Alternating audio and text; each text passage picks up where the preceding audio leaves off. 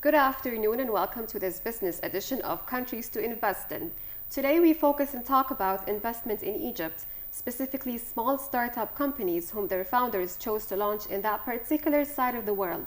Investors in the Egyptian market have been facing greater risks since the start of the 25 January revolution. Before the revolution, the risk of doing business in Egypt were outweighed by opportunities to make higher returns relative to other markets. Egypt's specific risk around dealing with obstacles of government bureaucracies and the inability to make labor adjustments because of the labor law were worth taking. But now, with lower levels of security and no protection law to protect these investors, Egypt is an unsecure ground. Today we find out the pros and cons of investing in a country that has undergone an economic roller coaster in the past couple of years. Joining me today is Mr. Ahmed Salah, CEO, founder and manager of B2B shipping services in Egypt. Hello. Hello. And Mr. Yassin Abdel Ghaffar, founder and managing director of Solaris Egypt. I'd like to welcome you all to the show. Thank you for being here with us. To begin with, Mr. Ahmed Salah, as I understand, you've launched your company in 2010. So a year just before the revolution broke out in Egypt. Talk to me about the difficulties of the launch and what the difficulties you faced during the revolution itself, and how did this affect the operations of the business? I benefited a lot from starting 6 months before the revolution because I skipped the startup of my company in this horrific, let me say it, circumstances that the country gone through. Yes. When I first started 6 months before the revolution, the economic conditions were almost stable. There's a lot of opportunities that we had to take, but after the revolution, we skipped 1 year. It was good conditions. Okay. Still, the effect didn't reach us. But with the start of the company, when you established the company, what kind of problems did you face? Was it all easy, or did you face something that was difficult? No, actually, I took around 2 years to finish all my approvals and all the license I need to operate. 2 full years? Yeah, 2 full years. A lot was of bureaucracy, exactly. The paperwork, yes. It was bureaucracy, and some of the approvals I needed to operate. It was closed on a certain circle. Okay. That we weren't allowed to get in. Okay. So you waited 2 full years to get the paperwork done, and then you were able to kickstart your company or to launch your company? Yeah, we worked during those 2 years. We couldn't fully stop. As part of it, to get the approval, I have to be working. I have to be operating. So when they investigate about the company, when they look for all the stuff we made, all the business we made, they have to check live examples before they give us the approval. Okay, but don't you think that such a thing can discourage businesses? I mean, Mr. Yassin, did this happen to you? You launched your business in 2013, was it? Yes. Did you find the same difficulties with paperwork as with Mr. Ahmed?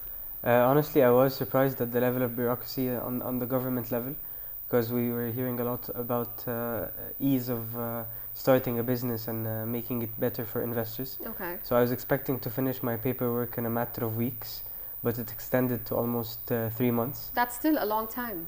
I agree. It's still a long time. Definitely. It was definitely an obstacle, and we had customers that were waiting for the company to be established in order to start working, and we couldn't because we were waiting for certain approvals. Okay.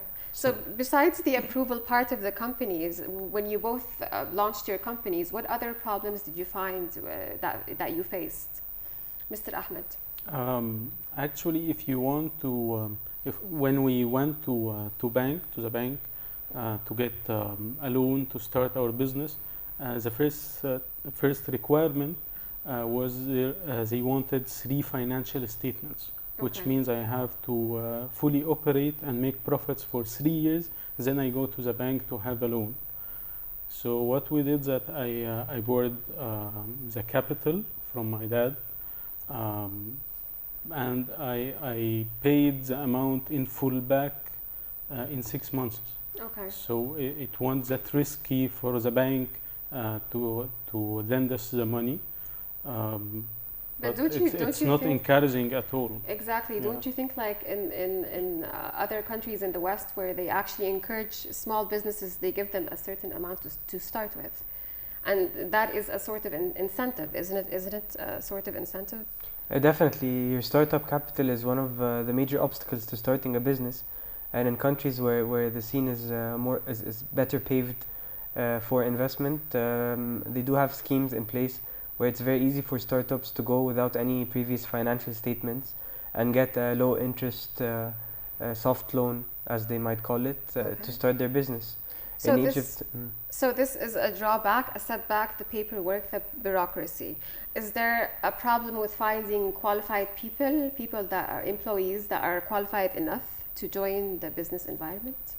definitely, especially starting in a new field, there's a lack of capacities required to hire, basically.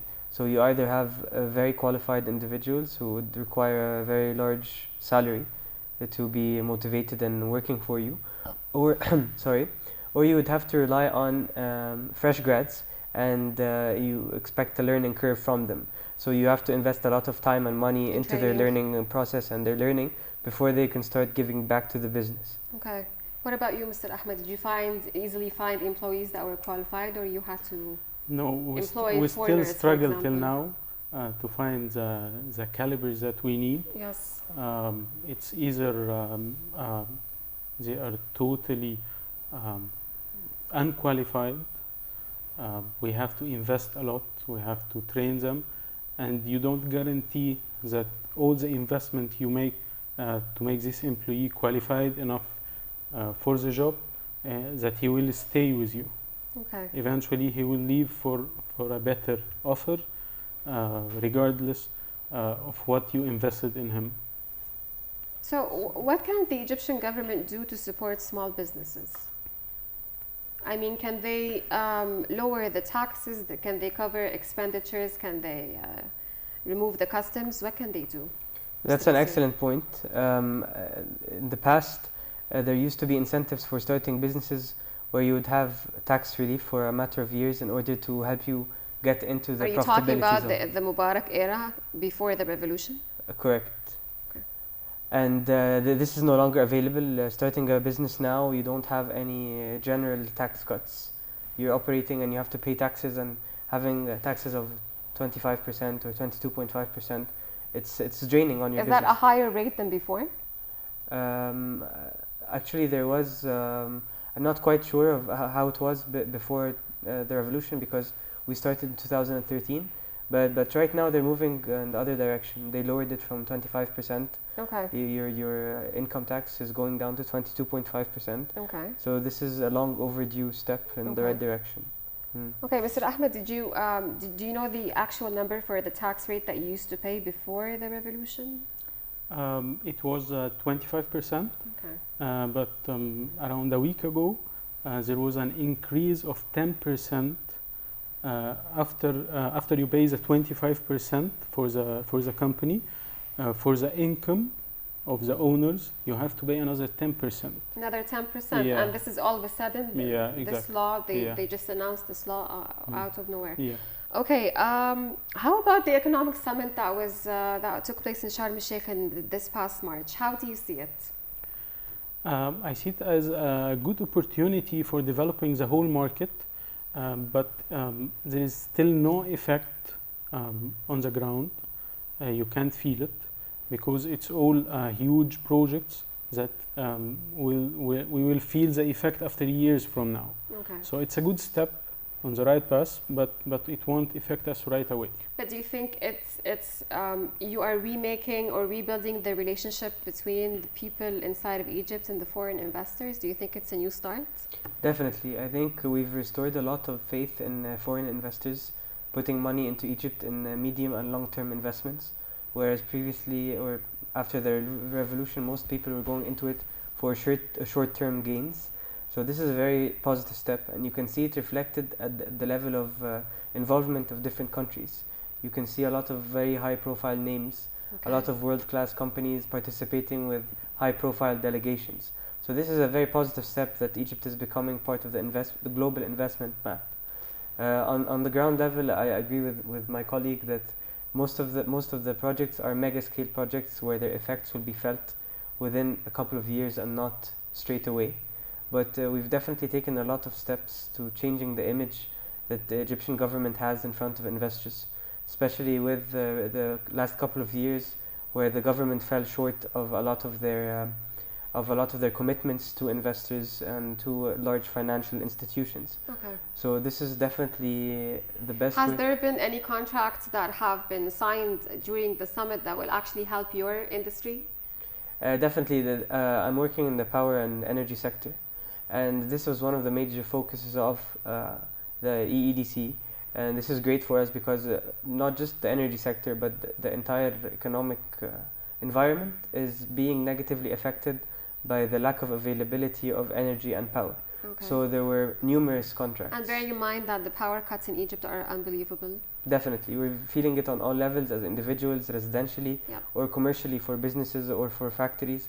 So there were 3 contracts signed, very large scale contracts, 3 gigawatt contract that's around 10% of contracts with foreign investors or Emirati Arabs companies. One of the companies was a Gulf company. Another 2 were one was European and another was American. So we can see interest from all around the world.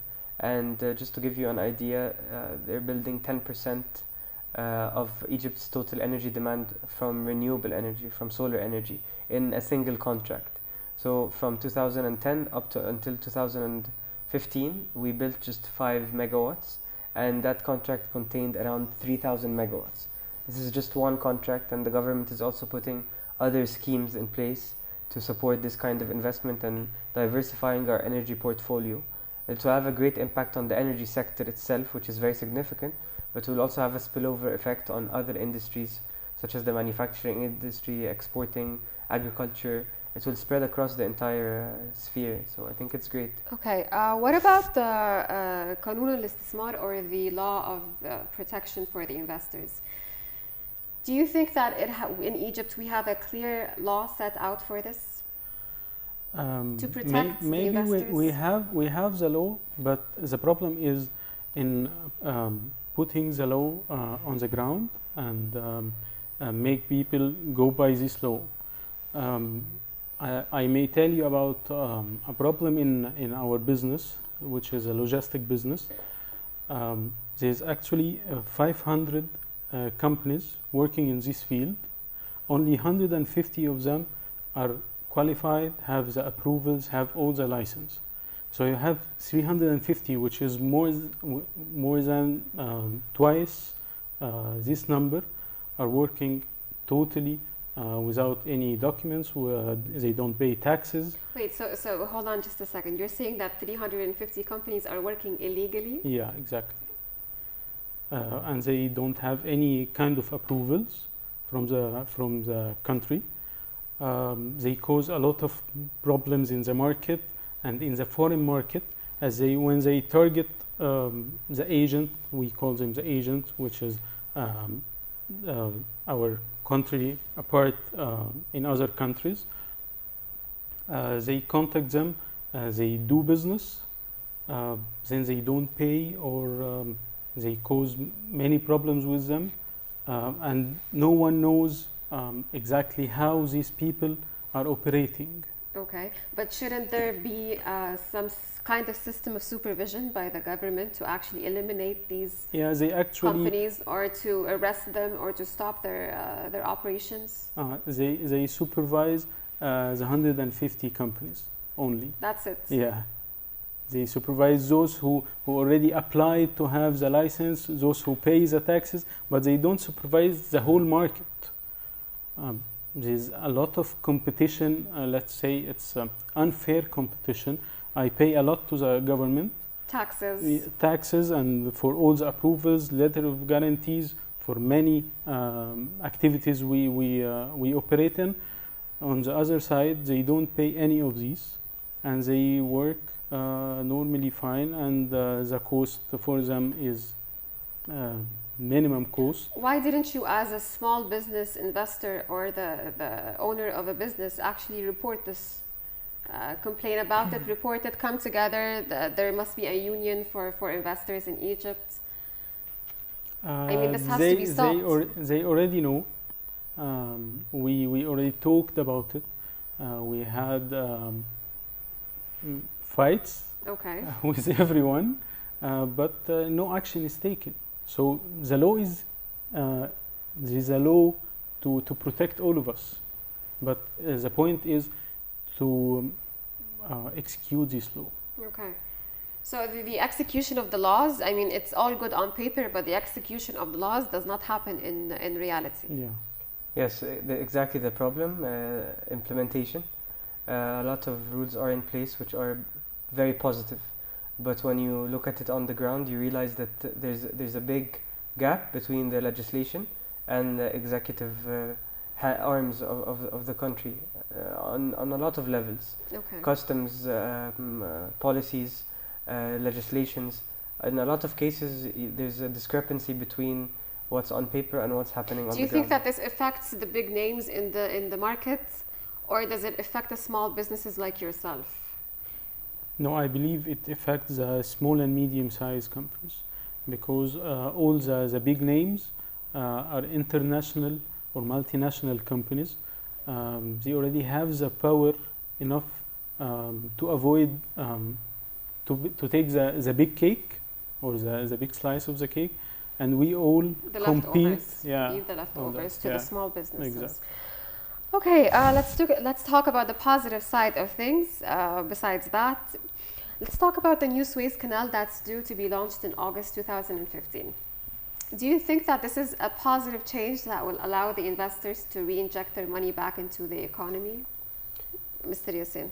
Definitely. I think this project has a lot of strategic values.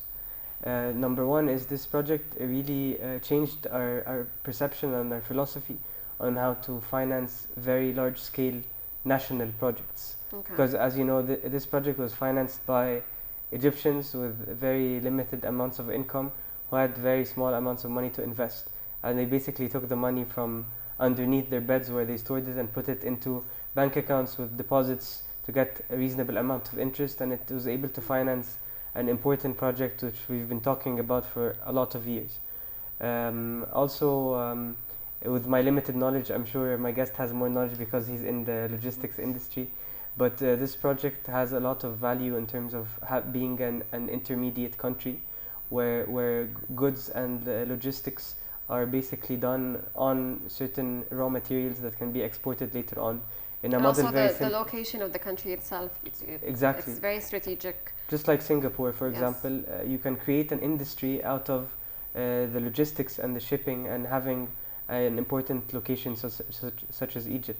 So this is an example of resources being capitalized on, and this is a result of someone studying and looking at potential opportunities.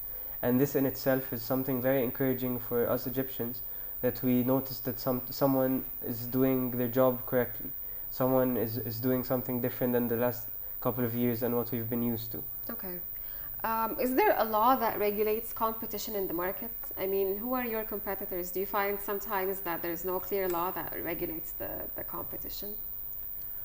Like maybe monopolies, for example. Yes, there is a monopoly, and we are not protected at all from this. Is there a shipping monopoly in Egypt? Yeah.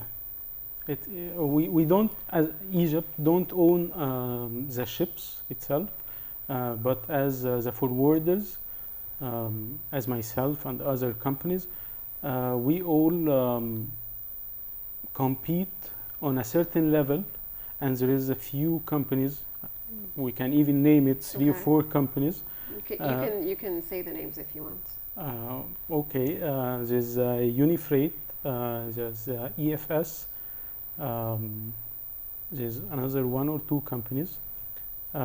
They own the market, and when we take certain steps towards this monopoly, we face, let me say it as a bureaucracy, but it's not actually a bureaucracy, that prevent us from reaching any solution to help and solve these problems.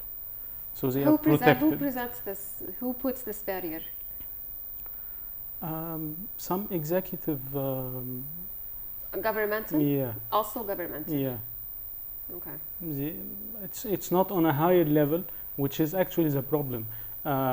When the president or the government speaks about opportunities and all the help they will give to businesses, they are talking on a higher level. But actually, when you reach the executive level, here is a problem. Mm-hmm. They don't. You don't implement them. Yeah, exactly. Okay. So these companies have a monopoly in the market, and what we fear is Suez Canal area, because as logistics field, it's not about the canal itself. The area around it is a better place for projects.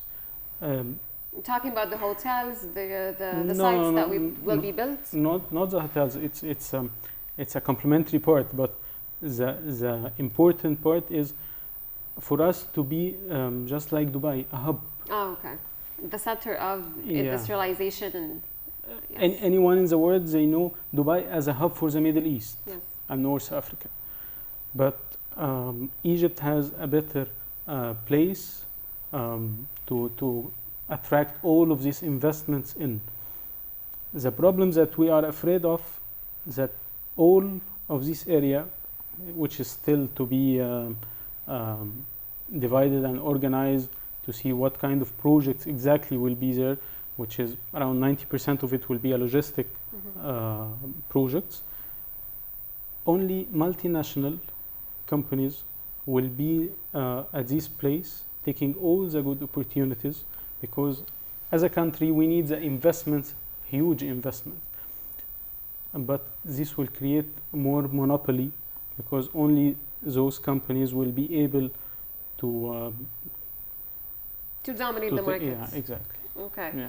Well, to solve this, how about we, for example, it's a solution. Why don't we merge these small businesses with the big multinationals in Egypt? Have you thought about this, Sidi Yassine? Definitely. Like if you want to expand your business as a solar plant business, you could collaborate with a multinational, and then your name would shine with the other name also.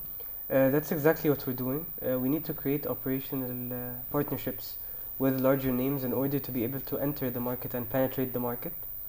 That's very important. Other things we can do is start relying more on the ECA, or the Egyptian Competition Authority. Okay. And it's a specific authority with a lot of power that is designed to ensure fair competition and equal opportunities between all different companies.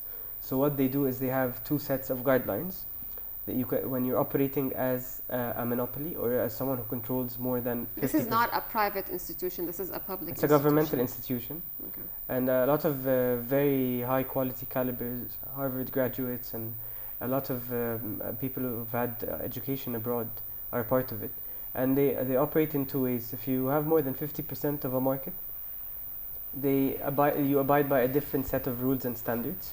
You don't get to choose your clients. You have a lot of controls in place. And then if you're a smaller company, it's supposed to be more relaxed. But again, with the whole having something on paper and another with the implementation. In real life. Companies are very good at undervaluing how much of the market they have. So they're able to own 40-50% of the market and show it in a way to segment the market into other parts and say that they own less, and therefore not have to abide by these rules. It's very difficult to have oversight over all of them. So this is another area which requires exactly activities of all of them. Exactly, because I think if this was taken to a higher level, and this organization was given more power and more resources to operate, then we can really create a business environment which is healthy and allows for SME growth. And allows SME, just to be clear, because the audience is not familiar with these words, so SME is small and medium enterprises. Okay. as well as having multinationals to basically validate the market. And to have a healthy market, you need both. But if you have multinationals and they're, like Mr. Ahmed said, they're eating the whole market up, how can you bring them to validate the market? The thing is, when you... Won't they actually take more percentage of the market? They will definitely take a large percentage, but when you're basically competing against a multinational, you have to be very careful what kind of competition points you can compete with and what you can't. So you can compete in terms of your ability to execute a project quickly, in terms of how fast you can make decisions, and how a decision made can be implemented on the ground without going through different layers. You cannot compete, for example, on getting a better loan. You cannot compete on having a better track record or giving more guarantees. So you have to be very careful what side of the market you approach. Mr. Ahmed, have you thought about merging with another multinational company so that they would focus more on your business because your name would be related to their name? Actually, to merge with a multinational company, this is very difficult. I wish, but are they willing to do this? No, definitely not. Also, the problem, as we were talking now, we have tried during the last 18 months to have in the association, there is an association for the freight forwarders. We tried what does this do? What does this association do? It monitors all the work, all the activities of the freight forwarders, and helps them to achieve better standards and better services. Quality assurance? Some kind, yeah. Okay. During the last 18 months, we tried to make a merge between all the small and medium companies to have one or two big names to compete. This is what I'm talking about. This is a very good idea. But let me tell you one thing, because there is no will between those companies to merge and make one bigger company, this is not possible to be done. When we will you have conflict of opinions or conflict of visions? Every one of those companies and the owners, they say, no, why should I merge with other companies? I already making profit. They are not looking strategically to what is coming on. So people are not. They're looking they're looking for tomorrow. They're not looking for 10 years ahead. No, they don't. Okay. Okay. All right. So, what if something happens in Egypt again, and something like a revolution, like a second or a third revolution? Some argue that we had a second revolution. Some don't. But if we have another revolution, what's the future of your business? What's going to happen to it? Do you have a second plan? I mean, this is a way to encourage investors to come into Egypt. There has to be a plan B in a country that's a bit unsecure at the moment. You're right, but going into the energy business, it was a lot of thought, and we realized that there are certain industries within a country that will continue to operate regardless of the economic conditions and how stable the country is. And I think we pinpointed the three major things. Medicine, food, and energy, because depending on people's lifestyles and the organic growth of the population, these three increase or decrease in demand. It's not related to the country's economic conditions or how stable the country is. A lot of food industries prospered during the time of the revolution. For you, it's good because you found a market niche and exactly. You fulfilled the thing it. is, Egypt right now is very, very energy deficient as we stand today. So even if there are no additional projects and our energy demand does not increase, we have a very large market gap to fill. Okay, so you will not be affected. Otherwise, if an earthquake happens tomorrow, you won't be affected by it because people will want solar energy all the time. You'll still need to operate your air conditioning unit. You still need lighting. You electricity. Exactly. Okay, but Mr. Ahmed will be affected. Yes, we will be affected. We have been. Do you have a plan B? We have other branches. We started other branches outside of Egypt. But let me tell you something. Here in Egypt, we believe that the opportunity is still a very good opportunity. The reward of investing in Egypt is huge if all goes well. So what you see a prospect for Egypt. You're optimistic. yeah, what we do, or what I have learned to do at those times, that first we have to survive, and this is what we are doing for the past 2 years. Priority, if we Priority is to survive, take it to steps. stay in the market. The first step is to survive. Yeah, The second and step, stay in the market. Second step is to invest more, which may be so surviving means that sometimes you have to keep money in the bank just in case something happens. God knows, whatever. If something happens, you no, need the money in the bank. for us, surviving is to stay in the market, to stay Okay. operating, because in the past few years, a lot of companies are shut down. They are out of the market. Because sometimes they go bankrupt, Yeah, right? yeah. So this is a part of staying in the market, surviving, is that you leave a certain amount of money. How can you leave a certain amount of money in the bank and then invest? Isn't it a bit difficult? We have the minimum to keep in the bank, but we have to invest more to fill in the shoe of other company that already left the market.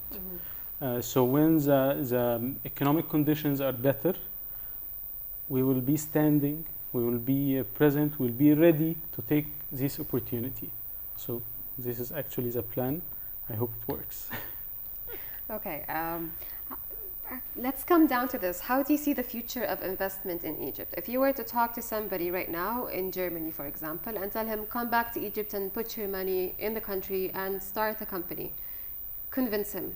What are the good points? And how do you see this in the future of it in 5-10 years? I think there's a very strong argument to be made. Despite all of the economic conditions and the market risks, the IRRs, or the returns on any investment in Egypt, What is the IRR?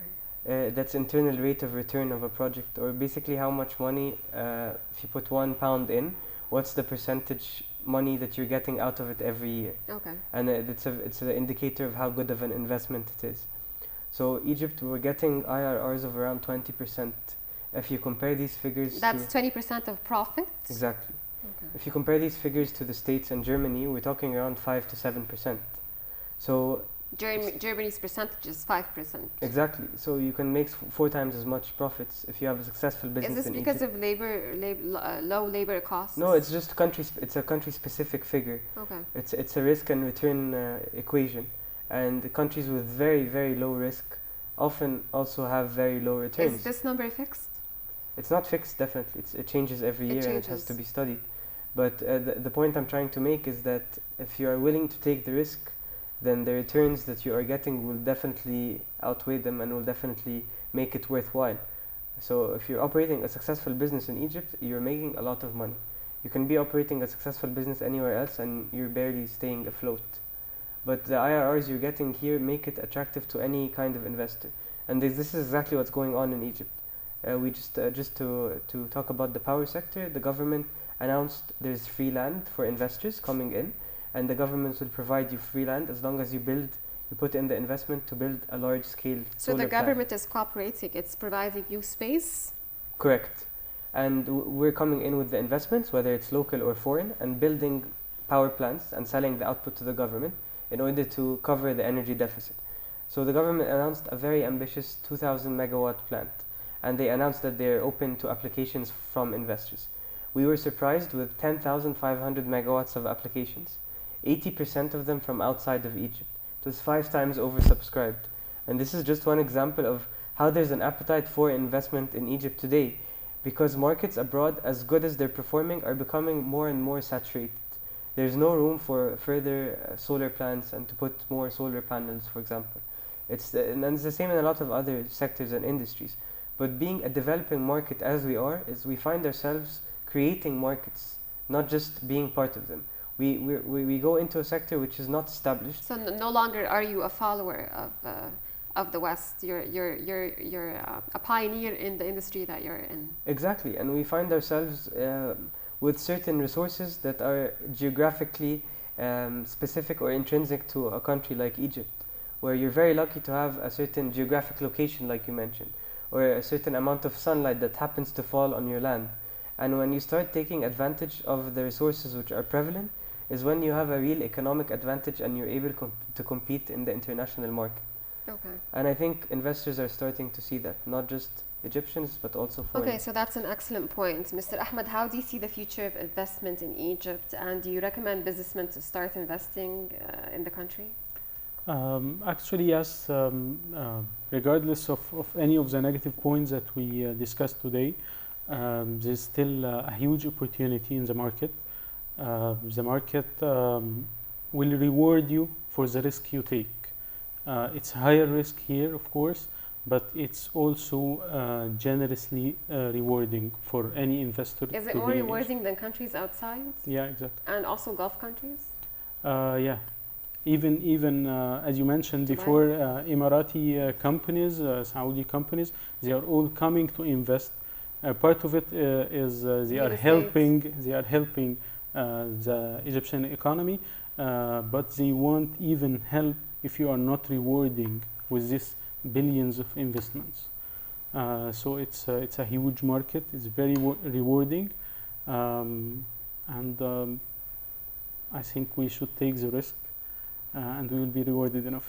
Okay, so we're optimistic and we're hopeful for the future of Egypt. Yeah, okay. Thank you so much for coming and joining me today. Thank you. Thank you for tuning in, and see you next time.